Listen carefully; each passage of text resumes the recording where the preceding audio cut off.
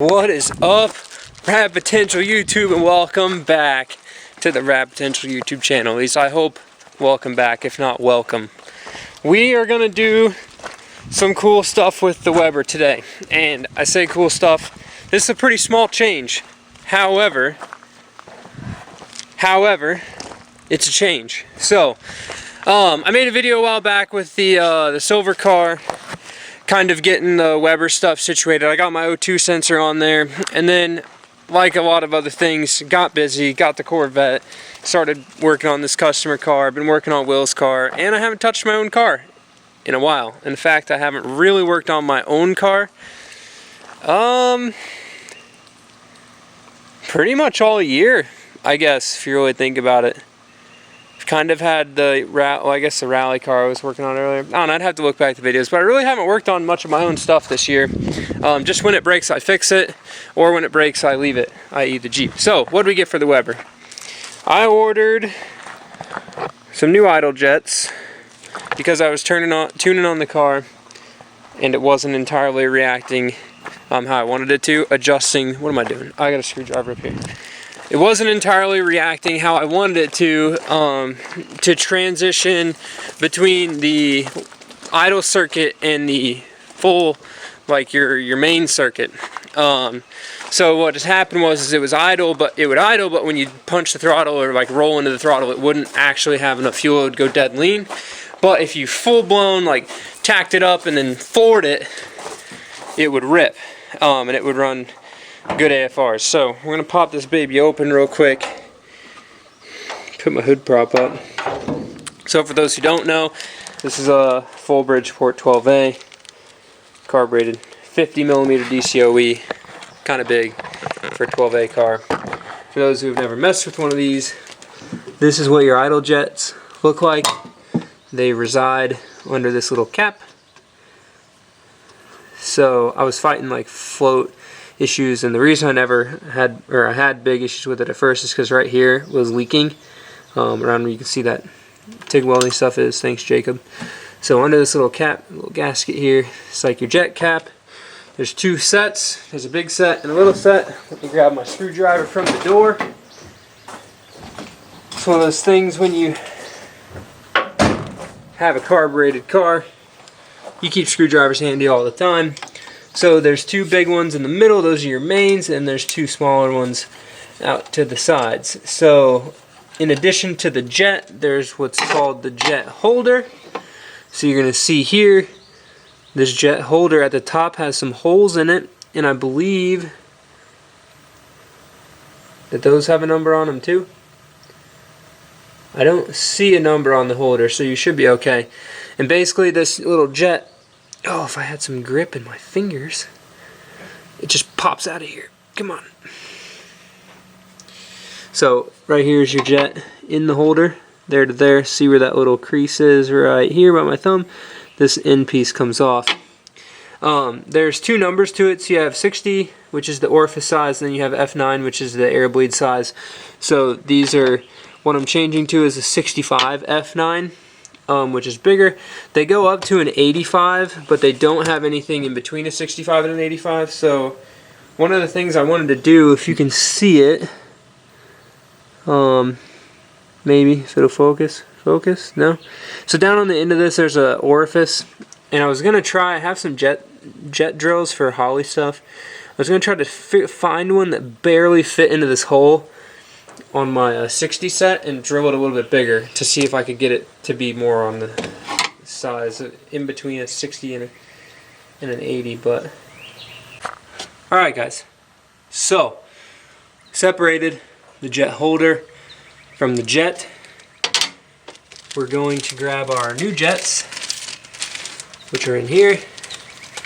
One thing, if you're looking at Weber stuff and trying to figure one of these carbs out, there's a couple of really good links. If you look at the very first Weber video in this playlist, you'll see a link to a guy that built a Weber for, or built a bunch of Webers for a Shelby Cobra, and that setup was awesome.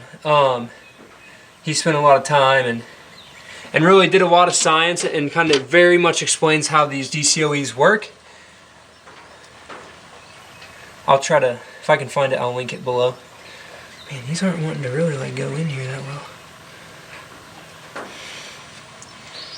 Don't really want to push on that one.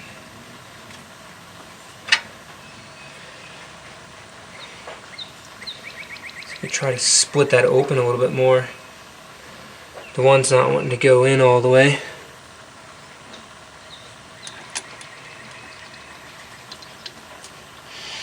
Believe that this should run into the bottom of the bowl. As I tighten this, it should push it all the way down.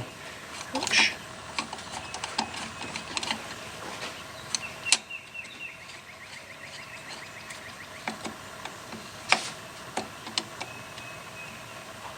Alright, we got those two back in there. So now we're going to put our cap back on. If you notice, there's a battery in the car now. I got to run inside and grab the key, and then we're going to fire this thing up, let it warm up a little bit, and see how she's revving. Okay, let's fire this thing up, see how she sounds. So this should be a good chunk more fuel for this car, but it has never really had a problem with starting.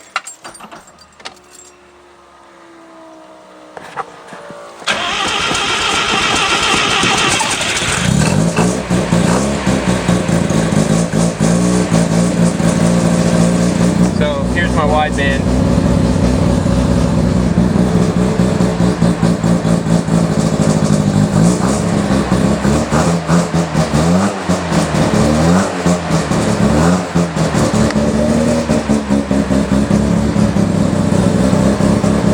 Still doing it.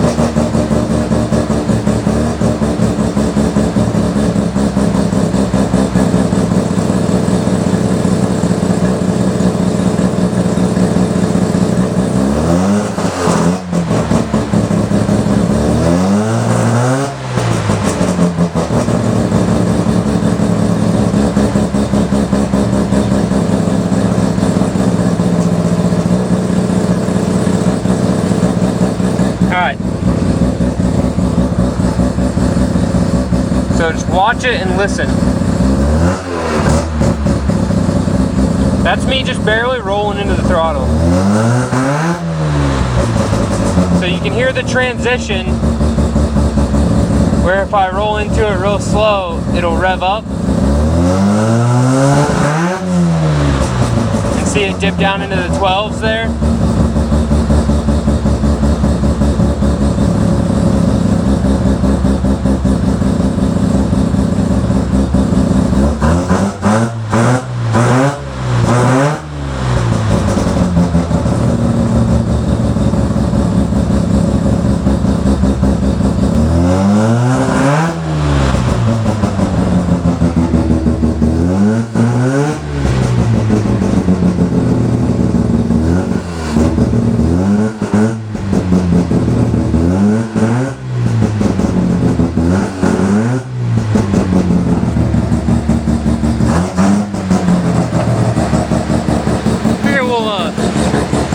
Let you hear it from the back for a little bit.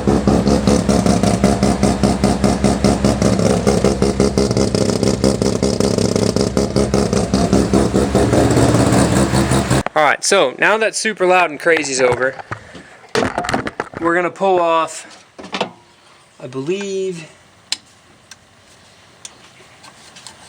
it's this here, has my accelerator pump jet, so right here.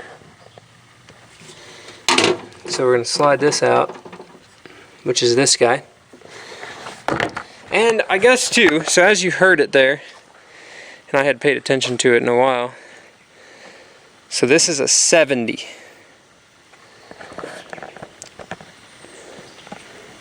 if it'll focus. This camera doesn't really like to focus on things that are small. Anyways, so that's a 70.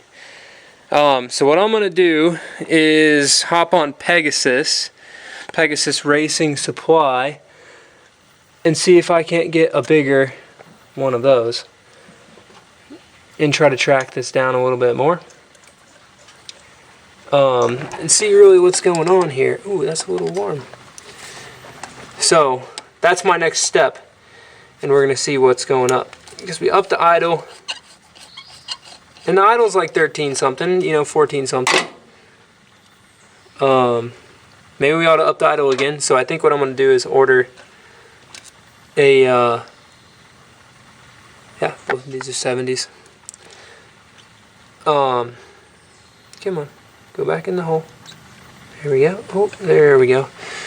So what I think I'm going to do is I'm going to go ahead and order a bigger accelerator pump jet and order a couple, the 80 idle jets, and see what those are doing in this car and see how that helps it. It's just not, I'm not getting enough, like, I'm not like fully revving the car out, so I don't know what like actually changing the idle, or not the idle, the main jets would do. I mean, it's still like if I right now take it out on the street and go for a rip, which I'm not going to because this car is epic loud right now, and I was just revving it a bunch, but if you take it out on the street and go for a rip, the car won't transition into the top worth the crap, as you saw with just me revving it, but it literally falls on its face and dies. Now, you might ask, this is another thing that's important with these Webers, you have this like idle transition spot right in here, or like the fuel mixture transition, and it's a place where you can like drill holes to aid in when you're opening the throttle blade. You can put holes sooner and closer such that as the throttle blade opens, it brings fuel in, I think is what it is. There's these little orifices. I'll show you some pictures of them. So what I've noticed, so see down right there, I'll put some text on it because you can see one of the orifices right now. So those orifices basically help control like the fine bits of tipping. So like the more orifices you have, the more fuel you're going to get right away on tipping. And mine already has 4 holes in there. Now, I don't recall the amount of them that are there from the factory, but the size and location of those holes make a difference, because if you can imagine, we'll say a 0 axis, right, starting here, okay? So you have a 0 axis here, and this is positive. If you have a hole here, so like positive 0, you have a hole at positive 5, positive 10, and positive 15. As the throttle blade opens, it's going to access those holes sooner and in their varying sizes to add more fuel. So if you have 3 holes up at the front, as soon as it opens, it's going to get a lot more fuel than if you have the holes spaced out evenly. So just kind of keep that like visualization in your head. That's how those like low idle circuit holes work.